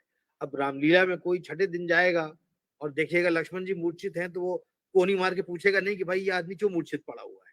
وہ جاتے ہی کہانی سمجھ جائے گا, کیونکہ وہ ایک جو وہ روایت ہے وہ چلی آ رہی ہے, وہ زندہ روایت ہے. داستان کا مسئلہ یہ ہے کہ داستان کی روایت مر چکی ہے, تو لوگ واقف نہیں ہیں کہ بھئی امیر حمزہ کون ہے, ہمارا یار کون ہے, طلسم ہوشربا کیا ہے, افراسیاب کیا ہے. تو اب لوگوں کو پہلے 15-20 منٹ سمجھانا پڑتا ہے شو کرنے سے پہلے, ایک پریامبل دینا پڑتا ہے. اس کے بعد پھر آدمی جب تھوڑا ایک زمین تیار ہوتی ہے, اب لگتا ہے کہ ہاں لوگوں کو موٹا موٹا پکڑ میں آ گیا ہے کہ کردار کیا ہے, زمین کیا ہے, کہانی کیا ہے, تو آدمی اس کے اندر گھستا ہے. تو وہ جو چھوٹا سا ایک پریامبل ہے, یا پھر بیچ میں بھئی کبھی کسی نے کوئی حاضر جواب آڈینس مل گیا تو اس نے کچھ کہہ دیا, کوئی ٹکڑا لگا دیا, کوئی جملہ کہہ دیا, تو ہم نے اس کا جواب پلٹ کے دے دیا سٹیج سے. یا کبھی کبھی ایسا لگا کہ بھئی آڈینس کی دلچسپی ختم ہو رہی ہے, تو ہم نے اپنا بیان روک دیا, ہم کہیں اور لے گئے, کوئی قصہ اور کوئی چھوٹا سا سنا دیا, کوئی شعر پڑھ دیا. تو وہ ہماری جو فلبدی ایلیمنٹ ہے, ہمارا جو امپرومپٹو ایلیمنٹ ہے, وہ ہمارا بہت لمیٹڈ ہے. وہ اس طرح سے نہیں تھا جیسے میر احمد علی یا شیخ تصدق حسین یا احمد حسین قمر, یہ جو پرانے داستان کو جس طرح سے پرفارم کرتے تھے, ان کے پاس جو ان کا ٹیکسٹ تھا, جس کے بیسس پہ, جس کی بنیاد پہ وہ اپنی داستان کھڑی کرتے تھے, وہ ٹیکسٹ بہت کم ہوتا تھا. ایک طرح سے آپ سمجھیے ایک خاکہ ہوتا تھا ان کے پاس کہ بھئی ہم کو یہ کہانی آج یہ ایپیسوڈ سنانا ہے. لیکن ایک بار جب وہ میدان میں اتر گئے, وہ تخت پہ آ کے بیٹھ گئے, تو اب اس کے بعد ان کا فلبدی بیان جو ہے اس خاکے کے اوپر بننا شروع ہوتا تھا. اور وہ فلبدی بیان جو ہے وہ 3 گھنٹہ 4 گھنٹہ 5 گھنٹہ 6 گھنٹہ چلے جا رہا ہے, جب تک آڈینس جو ہے, سامعین جو ہے اونگ کے سونے نہ لگ جائیں یا اٹھ کے جانے نہ لگ جائیں, تب تک ان کا بیان چلتا تھا. تو ان کا جو فلبدی معاملہ تھا وہ زیادہ تھا, خاکی معاملہ کم تھا, چھوٹا تھا. ہم لوگ ماڈرن ایکٹرز جو ہیں وہ تھیٹر کی طرح کرتے ہیں, جہاں کہ ہمارا ٹیکسٹ وہ وہی ہے, اور اس کے اوپر جو ہم امپرومپٹو فلبدی جو چیز رکھ رہے ہیں وہ بہت لمیٹڈ ہوتی ہے. تو اس معاملے میں ہم جو ہے بہت मुख्तलिफ है पुराने दास्तानगो से। दानिश साहब, आपने कभी ये जहन में आपके आया कि ये दास्तान गोई जो से दोबारा रिवाज हुआ है, तो हम अपनी कोई कहानी नए अंदाज में पेश करें बजाय इसके कि पुराने? देखिए, जैसे आपने कहा भाई दास्तान अमीर हमजा जो है वो फोर्ट विलियम कॉलेज में जो लिखी गई वो 1 जिल्द में थी, उससे पहले भी, लेकिन ये इनके बयान में कॉलेज में जो थी ज़याना साहब वो 4 जिल्द में थी। हाँ नहीं, वो लेकिन एक साथ छप गई थी, वो एक साथ छप गई थी, वो वॉल्यूम अलग अलग, लेकिन वो एक लेकिन अब ये 46 जिल्द में उसे कर दिया, इतना फैला दिया।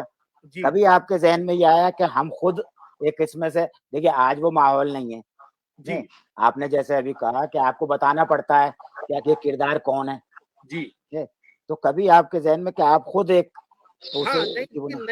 नई दास्तानें रची गई हैं। हम लोगों ने जैसे दास्तान सेडिशन लिखी, अपना ये जो डॉक्टर साहब थे छत्तीसगढ़ के, उनके ऊपर विनायक सेन, या फिर जैसे बंटवारे की तकसीम, दास्तान तकसीम लिखी, या और भी बहुत सी।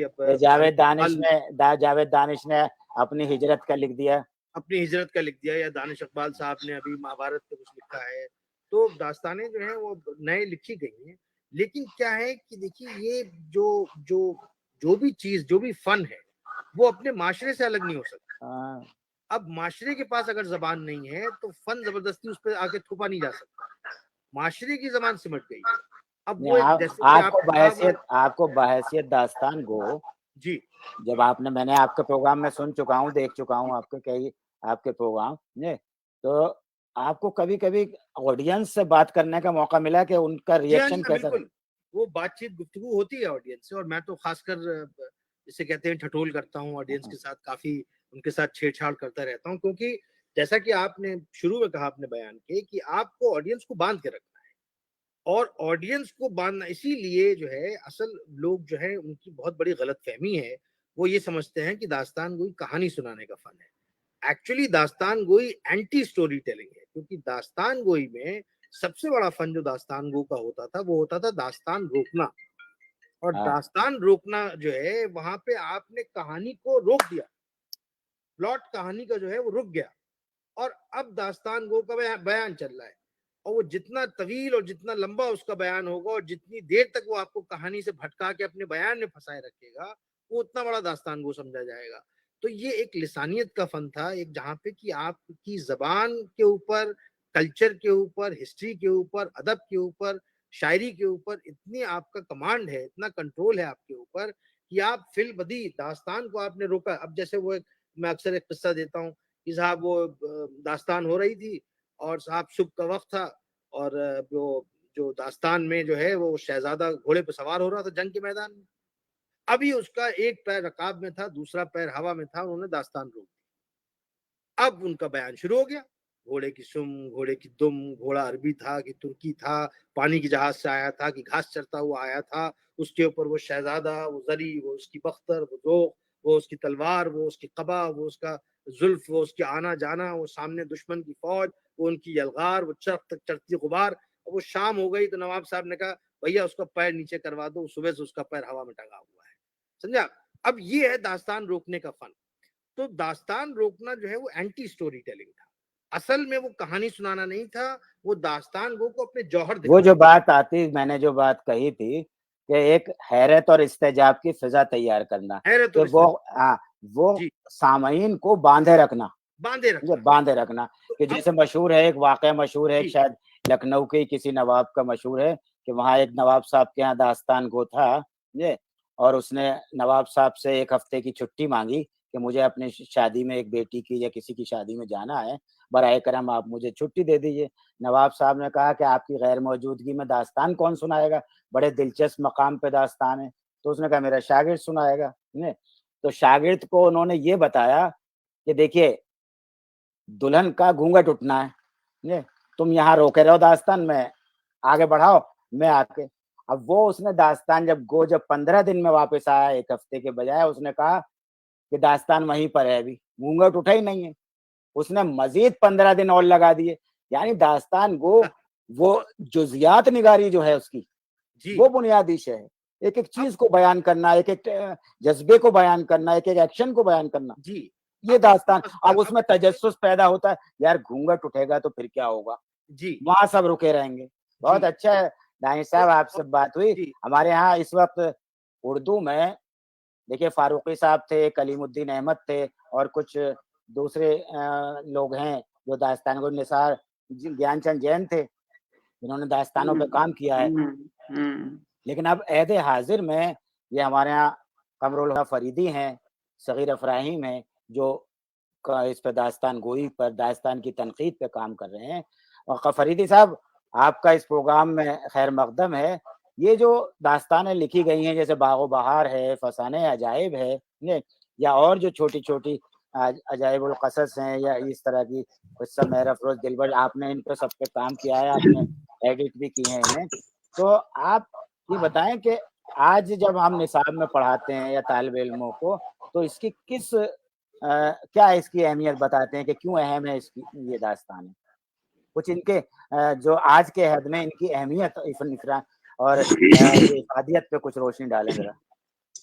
शुक्रिया प्रोफेसर इब्न कमल साहब, दीगर शुरकाए महफिल और डायरेक्टर कौमी कौंसिल। एक अहम मौजू पर हम लोग गुफ्तगू कर रहे हैं, और जब हम दास्तान के हवाले से कोई गुफ्तगू करते हैं तो चंद बातों को हमें अपने जहन में रखना चाहिए। उनमें से बेशतर बातों का अहाता हो चुका है अभी बेशतर गुफ्तगू में। इब्न कमल साहब ने भी, और मोहतरमा कमर जहां साहबा ने भी, और हमारे नवाब साहब ने भी इस पर रोशनी डाली कि दास्तान का ताल्लुक एक तरफ तो इससे कहानी से है, यानी कुछ सुनाया जा रहा है, ऐसी बात जो हमारे सामने नहीं है, हमारे जज्बे तहय्युर को जगाते हो, और दूसरी तरफ इसका ताल्लुक तहजीब व माशरत और अदब से है।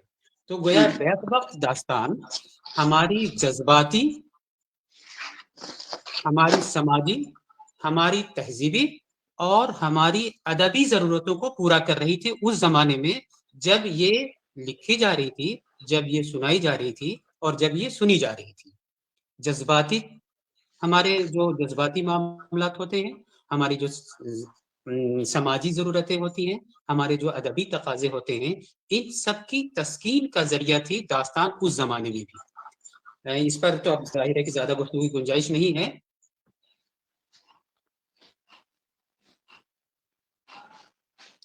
तो मैं ये अर्ज कर रहा था, तो वो जो जमाना था उसको जरा सा भी हम रोकते हैं, अगर वक्त हुआ तो उस पर गुफ्तगू हो जाएगी।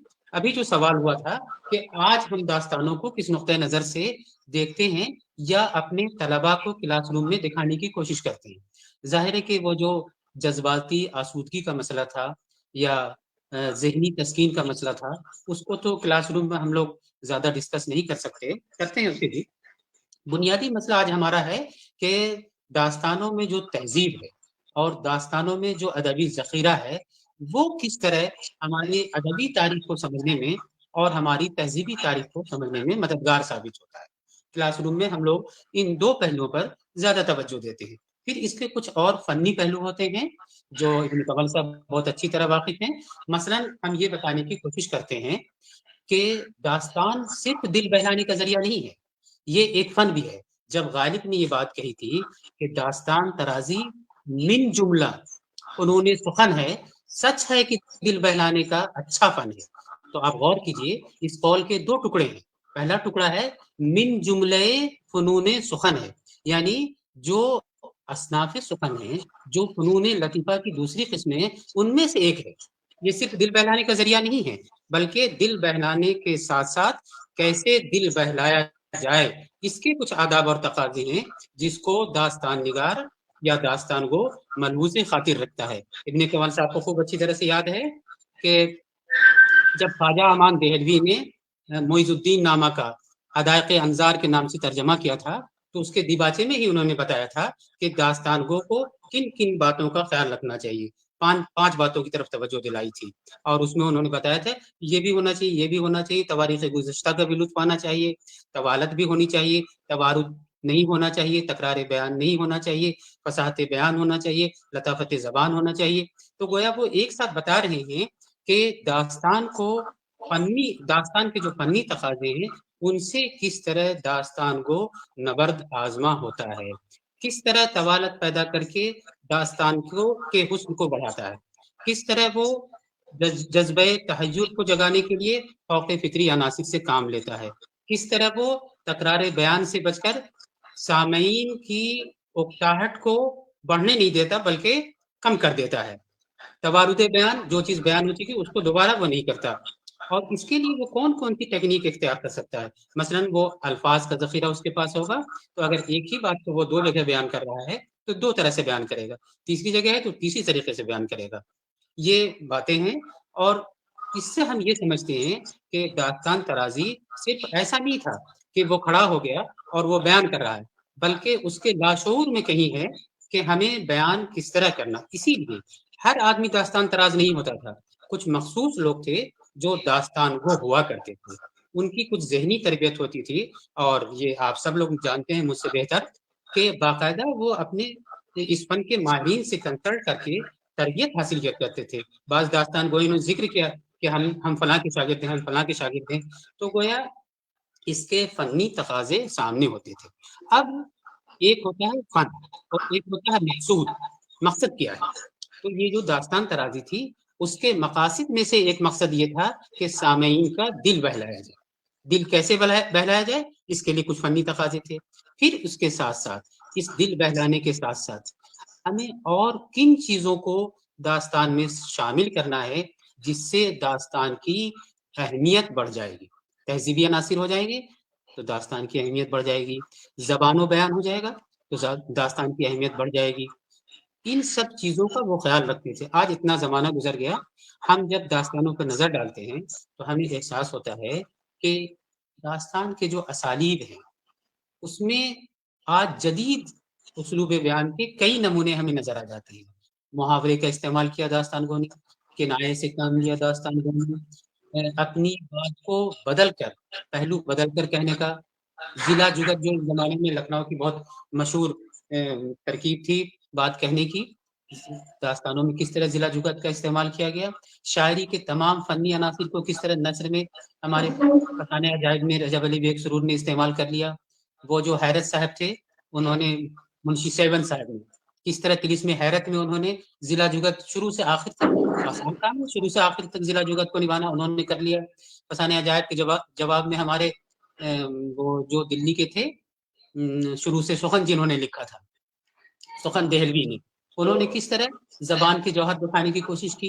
اور یہ جو کہا جاتا ہے کہ باغ و بہار بہت آسان زبان میں لکھی گئی، ذرا غور تو کیجیے باغ و بہار کی زبان پر کس طرح ایک ایک جملے میں انہوں نے فنکاری کا استعمال کیا ہے، کس طرح وہ مترادف الفاظ لاتے ہیں، کس طرح وہ اپنی بات کو، وہ فرزند کے جو زندگانی کا پھل ہے، تو یہ کیا زندگانی کا پھل جو کہہ رہے ہیں، یہ فرزند بات تو یہاں سے بھی ہو سکتی تھی کہ اس بادشاہ کے کوئی اولاد نہیں تھی، لیکن وہ ایسا نہیں کہتے، وہ کہتے ہیں آزاد وقت جب کہتے ہیں تو کہتے ہیں کہ فرزند جو زندگانی کا پھل تھا، تو اپنی بات کو ہر جگہ فنکاری کے ساتھ پیش کیا گیا۔ بس ہے کہ کسی نے اپنی تعریف کو دکھا کر پیش کیا اور کسی نے چھپا کر پیش کیا۔ یہ جو میر من ہے تو چھپا کر پیش کرتے ہیں، میر کا فن ہے یہ، جب ہم اپنی بات کو اس طرح کہتے ہیں کہ سادگی میں پرگاری پیدا کر دیتے ہیں۔ اور ایک فن یہ ہے کہ ہم اپنی بات کو اس طرح کہتے ہیں کہ سنو اور سرگنو احساس کی کوڑی لائی ہے۔ تو داستان گو ان دونوں پہلوؤں کا خیال رکھتا ہے۔ کوئی داستان گو ہے جو سادگی میں پرکاری پیدا کرتا ہے، کوئی داستان گو ہے جو پرکاری پیدا کرتا ہے اور دکھاتا ہے کہ دیکھو یہ ہم کس طرح زبان کا نمونہ پیش کر رہے ہیں۔ کوئی ایسا ہے، ہماری جو داستان حمزہ ہے، کلیم الدین احمد نے بہت وضاحت سے پر روشنی ڈالی ہے اور بتایا ہے کہ کس طرح ان کے یہاں دونوں رنگ کے دھاگے ہیں، سادگی بھی ہے اور پرکاری بھی ہے، اور یہ دونوں دھاگے ایک دوسرے سے یوں لپٹتے ہوئے ہیں کہ پتہ ہی نہیں چلتا کہاں سادگی شروع ہو گئی اور کہاں پرکاری شروع ہو گئی۔ تو جب ہم کلاس روم میں بات کرتے ہیں تو داستان کے حوالے سے اپنے طلباء کو ان تمام پہلوؤں پر توجہ دلاتے ہیں، تہذیبی عناصر پر بھی توجہ دلاتے ہیں، اور یہ بھی بتاتے ہیں کہ ہماری داستانیں ہیں۔ بہت شکریہ ڈاکٹر صاحب، آپ نے بہت ہاں اچھی توجہ دلائی۔ اس جی طرح توجہ واقعی جو ہے نہ کہا جاتا ہے اس عہد کے مطابق کہ جب اس نور طرز مرصع لکھی گئی نو طرز مرصع کی زبان کے مقابلے میں باغ و بہار کی زبان مختلف ہے، اور لیکن وہ زمانہ اصل میں 18ویں صدی ہو یا 19ویں صدی ہو، وہ شاعری کا زمانہ تھا. اور ہوتا کیا ہے کہ دیکھیں عام آدمی نثر سے زیادہ شاعری کو پسند کرتا ہے. آپ اگر دیکھیں کہ اگر کسی ایک میدان میں ایک طرف مشاعرہ ہوتا ہو اور دوسری طرف تقریر ہو رہی ہو کسی کی، تو مشاعرے میں زیادہ سامعین ہوں گے، تقریر سننے والوں کی تعداد بہت کم ہوگی، کیونکہ نثر سے زیادہ دلچسپی لوگوں کو شاعری میں ہوتی ہے. اس لیے اس عہد میں جو نثر بھی لکھی جاتی تھی وہ مقفع نثر لکھی جاتی تھی، تاکہ وہ اس میں کشش پیدا ہو، وہ کشش پیدا ہو. آپ چاہے باغ و بہار ہے، آسان زبان ہے، زیادہ مشکل نہیں ہے، لیکن وہ بھی مقفع ہے. چاہے وہ رانی کیتکی کی سب سے چھوٹی، اردو میں سب سے چھوٹی داستان جو ہے وہ رانی کیتکی کی کہانی ہے، اس کی بھی زبان بھی مقفع نظر آئے گی. لیکن اور یہ جتنی ہے ہماری، اور بیچ بیچ وہ چاہے بڑی داستان ہے، چاہے فسانہ عجائب ہو، اور چاہے وہ آپ کے داستان امیر حمزہ ہو یا بوستان خیال ہو، اس میں زبان ایسی بیان کی گئی ہے کہ زبان سے سامعین کو متاثر کرنا. دوسرے داستان گو کی کوشش یہ ہوتی تھی کہ اسے داستان گو کو محض ایک بازاری یا عام قصہ گو کوئی نہ سمجھے، اس لیے وہ اپنے تمام لیاقت، صلاحیت اور زبان دانی کو اپنے بیان کے ذریعے اجاگر کر دیتا تھا، تاکہ اس کے یہ لگے وہ امپریس کرنا چاہتا تھا. جیسے بوستان خیال جب لکھی گئی تو میر محمد تقی خیال گجرات سے آئے تھے اور دہلی کی ایک محفل میں جہاں داستان گوئی ہو رہی تھی وہاں گئے، وہاں بیٹھے ہوئے تھے. داستان گو نے کہا کہ آپ لوگ یہ داستان کے فن کو آسان نہ سمجھیں، ہر ایک کے بس کا نہیں ہے. اس طرح کا کوئی جملہ کہا. تقی خیال کو یہ لگا کہ شاید یہ مجھ پہ طنز کر رہا ہے. یہ دوسرے تیسرے دن جو ہے کچھ داستان کے حصے تیار کر کے لے گئے اور انہوں نے کہا کہ میں داستان پیش کرتا ہوں. تب انہوں نے جو ہے جب داستان پیش کی تو لوگوں کو بہت پسند آئی. تو یہ جو بیان کا ایک فن ہے، اور جو بات دانش حسین نے بھی کہی کہ آدمی روکنا داستان کو، وہ آدمی رکتا جب ہے جب آدمی بیان کرنے والے سے مرعوب ہوتا ہے. جب ہمارے بات سے، ہمارے پروگرام میں اگر جیسے یہ پروگرام چل رہا ہے، اگر کسی کی اس میں دلچسپی نہیں ہوگی، ہم دلچسپ باتیں نہیں کریں گے اور بار بار ایک ہی بات کی تکرار کریں گے تو لوگ لیفٹ کر جائیں گے، چھوڑ جائیں گے پروگرام کو، اٹھ جائے گا. اب یہ جو اتنی طوالت ہوتی تھی داستان میں تو اس میں تکرار نہیں ہوتی تھی کہ ایک ہی واقعے کو، ایک داستان کو روکتا ہے جہاں وہ جزیات نگاری میں اتنے الفاظ کا استعمال کرتا ہے کہ سننے والا اس سے کبھی یہ نہیں کہتا کہ حضور یہ تو آپ کہہ چکے، آگے بڑھیے. وہ یہ پوچھتا ہے آگے کیا ہوا. تو نواب صاحب آپ جو بات کر رہے تھے، کیا آج لکھنؤ میں اس طرح کی محفلیں موجود ہیں؟ جی ہاں، ابھی بھی ہیں. ایسا ہے کہ جیسا کہ ابھی دانش حسین صاحب نے ذکر کیا کہ ہمانشو باجپئی وغیرہ لکھنؤ ہی کے ہیں، اور اس میں ایک داستان گوئی جو آج کل ہوتی ہے اور پہلے بھی ہوتی تھی. پہلے تو ایک تخیل ہوتا تھا، لیکن اب جو داستان گوئی ہو رہی ہے اس میں ایک میسج بھی ہوتا ہے. آج کل کی سوسائٹی کے سلسلے سے آج کل کا جو ماحول ہے اس میں ایک دلچسپی پیدا کر کے اس میں ایک میسج دیا جاتا ہے آج ہی کل کے ٹاپکس کے اوپر. دوسری چیز یہ ہے کہ جس طرح سے ابھی ذکر ہوا کہ مرثیہ گو اور مرثیہ خوانی جو ہوتی ہے، وہ اصل میں مرثیہ گو جو ہے منبر رسول کے اوپر ایک شخص ہے اور ڈفرینٹ کیریکٹرز کو وہ اپنے اپنے ان انداز میں بیان کر رہا ہے. تو منظر نگاری جو ہے میر انیس صلی اللہ مقامہ نے اس میں پیدا کی. اب میں مثال کے طور کے اوپر آپ کی خدمت میں دو ان کے بند پیش کرتا ہوں. مرحب جو کہ اس زمانے کا ایک بے بدل پہلوان تھا، ہزاروں پہلوان اس سے مرعوب ہوتے تھے، لیکن مرحب امیر المومنین حضرت علی علیہ السلام کی پرسنالٹی، ان کی ذوالفقار سے اتنا مرعوب تھا کہ وہ ایک اسلحہ کے بجائے دو اسلحہ باندھ کے آیا ہے. اور یہ جو فگر آف 2 ہے، میر انیس صلی اللہ مقامہ نے کیا خوب اس کی اس کا استعمال کیا ہے. وہ فرماتے ہیں اچھا اصل میں ایک جہاد کا جو منظر ہے وہ بھی جاننا بہت ضروری ہے کہ ہم لوگ سمجھتے ہیں کہ داعش وغیرہ جو کر رہے ہیں وہ جہاد کہتے ہیں، لیکن جہاد میں کچھ ارکان ہوتے ہیں. پہلے تو بات چیت کر کے اس کو سیٹل کر لیا جائے، 50% چانسز ہوتے ہیں. یہ دفاع کے لیے ہے، اپنے پرسنل کے لیے نہیں ہے. اگر آپ کے دین پر، آپ کے اسلام کے اوپر، آپ کے فیتھ کے اوپر اٹیک ہو رہا ہے تو اس کی دفاع میں یہ جہاد ہوتا ہے، لیکن اس میں اٹیک نہیں ہے. تو مرہب جو ہے وہ جب آتا ہے تو مولا جو ہے اس کو پہلے موقع دیتے ہیں وار کرنے کا. جب وہ وار خالی جاتا ہے تو اب ہمارا حق ہے، لیکن وار کرنے سے پہلے ہم اس کو وارن کریں کہ وہ اپنی جان بچا کے جا سکتا ہو تو چلا جائے، لیکن پھر بھی اگر وہ ڈٹا ہوا ہے تو پھر دو ہاتھ ہو جائیں. تو مرہب جو ہے مولا علی سے اتنا معروف تھا ان کی ذوالفقار سے کہ اس کے سر پر خود ہے، اس خود کے اوپر ایک موٹے سل کی ایک چکی ہے، زرہ ہے، اور ایک ایک اسلحہ کے بجائے وہ دو اسلحہ باندھ کے آیا ہے. تو یہ فرماتے ہیں کہ نکلا مرہب درے خیبر سے تو پٹکے کے بدل، کمر سے وہ لپیٹے ہوئے زنجیریں دو کمانے، دو سنانے، دو تبر، دو تر کش، ہاتھ میں گرز گراں، ڈاب میں شمشیریں دو. پر مقابل جو ید اللہ کے پہنچا خود سر، جنگ کی یاد رہیں ایک نہ تدبیریں دو. صنعت دست خدا دیکھیے ایک ضربت میں ہو گئیں چہرے ناپاک کی تصویریں دو. اچھا یہ تو یہ ہے کہ جب مولا کا وار ہو رہا تھا تو وہ ذوالفقار جو تھی یا تو ورٹیکل چلتی تھی یا ہاریزونٹل چلتی تھی، اور دو ٹکڑے ہم وزن ہو جایا کرتے تھے. تو جب یہ زمین کی طرف ذوالفقار آ رہی تھی تو یہ جبرائیل امین نے اپنا پر بچھا دیا کہ اگر یہ وار زمین پر ہو گیا تو زلزلے آ جائیں گے اور قیامت برپا ہو جائے گی.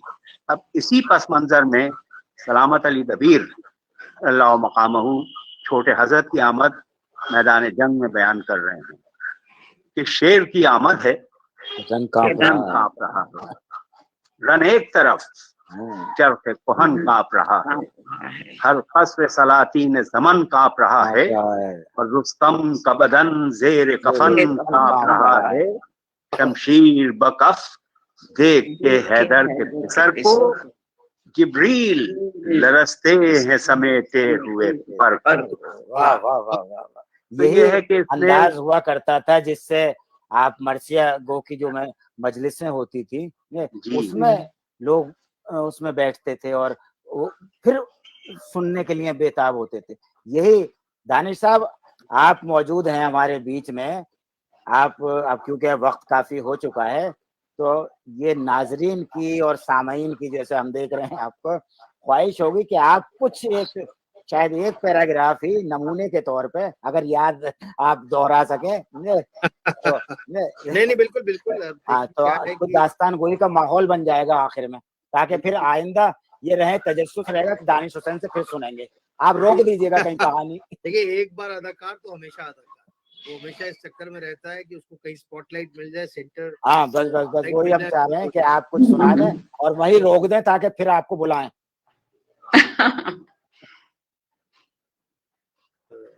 بسم اللہ بسم اللہ. تھوڑا شکریہ. کہ سخن سازان معنی دل فریب و رموز شناسان کلام برہ و ریب، جادو بیانی سے معجز نمایاں طلسم ہوشربا اس طرح بیان کرتے ہیں کہ جب عیار بے نظیر والا پیر ہنر پرور خواجہ امر اپنے 4 شاگردوں کے ساتھ جنگل کو پار کر کے طلسم ہوشربا کی سرحد میں داخل ہوئے تو 4 طرف علیحدہ پھرنا شروع کیا، مگر ایک دوسرے کا حال چنیا. کہیں صحرائے سرسبز دیکھا تو کہیں دریائے زخار موزن پایا، پہاڑوں پہ دانگ طلسم نے کیے نئے نئے رانگ، بنگلے ساحروں کے بنے बने, चौकियां जादूगरों की बहुक्म अफरासियाब बैठी, साहिर सहर करते, आग पत्थर आसमान से बरसते। गरज ये कैफियत देखते हुए अय्यार जो अलहदा अलहदा चले जाते थे, उसमें अमर अय्यार एक मकाम अजीब पे पहुंचा। क्या देखा कि सारा जंगल चांदी का है, दूर तक घास मुकैश की हुई। अमर ने जो ये मंजर देखा तो दिल से ख्याल किया, हाय मुमकिन होता तो ये सारा जंगल अपनी जंजीर में रख लेता, क्या करूं कुछ बस नहीं। तभी दिल में ख्याल आया, हसिया निकालो और जहां तक हो सके यहाँ वाह वाह वाह हत्या वाह निकाली। वाह। जल्दी जल्दी घास काटे जाता था, अभी थोड़ी ही घास काटी थी कि तभी सदा आई, बाश है दुस्त मक्कार, कहाँ जाता है, मैं तेरी ही फिराक में था।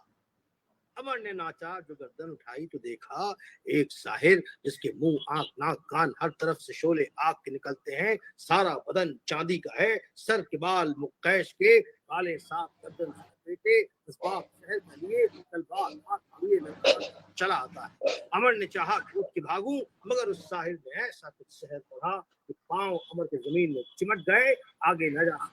ये साहिर तलवार खींच कर करीब आया और कहा, क्यों तेरा ही नाम अमर है? अब मैंने कहा, भैया हम तो फंसे आ रहे हैं, तो मुसीबत के मारे हैं, खुदा कसम आज नाम ही से अमर पहली बार सुना। चुप कर, चमत्कारी करता है, बेवकूफ, मैंने तुझे गिरफ्तार करने के लिए ये सारा जंगल खजोर शहर चांदी का बनाया, अब तुझे पाया, तेरा सर काट ले जाऊंगा, शहंशाह से इनाम पाऊंगा। शुक्रिया। वाह वाह वाह वाह वाह वाह, बहुत खूब है। अब देखिए कौन कह सकता है कि दास्तान गोई को सवाल आ गया। आज देखिए देखिए बहुत से दानिश हुसैन जैसे दास्तान गो मौजूद हैं, और देखिए प्रोफेसर अकील साहब, ये दास्तान गोई की रिवायत के प्रोग्राम की पहली किस्त समझिए, अगली किस्त में आप इन्हें दास्तान गोई के लिए दावत दीजिए। नहीं, अब मर्सिया गोई पर भी ऐसा कुछ होना चाहिए। हाँ ये मर्सिया करेंगे, ये गोई सब कर रहे में हैं, ये असल में कसीदे पे भी किया है इन्होंने, और दूसरी असनाफ पे भी कर रहे हैं ये। नहीं, मर्सिया गोई में ड्रामाई अनासिर के ऊपर भी काम हो सकता है। दो बंद पढ़ देता हूँ मीरानीस के। इरशाद नमक खान तकल्लुम से हद मेरी ना तके बंद है, सुन सुन अलागत मेरी रंग होते हैं, वो रंगीन है इबादत मेरी, मशहूर जिसका है वो दरिया है तबीयत मेरी, उम्र गुजरी है इसी दश्त की सयाही में, पांचवी पुश्त है तो शबीर की की मदाही में। बहुत खूब बहुत खूब। देखिए हमारे अब ये तो कुलजुम कर दूं, गुम को माहिर अंदाज तकल्लुम कर दूं, माह को मेहर करूं, जर्रों अंजुम कर दूं, बहर मवाज फसाहत में तला तुम कर दूं। दर्द सर होता है बेरंग न फरियाद करें, बुलबुलें मुझसे गुलिस्तां का सबक याद करें। बहुत अच्छे बहुत अच्छे। हमारे देखिए इन्होंने डॉक्टर अकील ने इन जो हमारे कदीम असनाफ हैं इनको दोबारा जिंदा करने का बीड़ा उठाया है।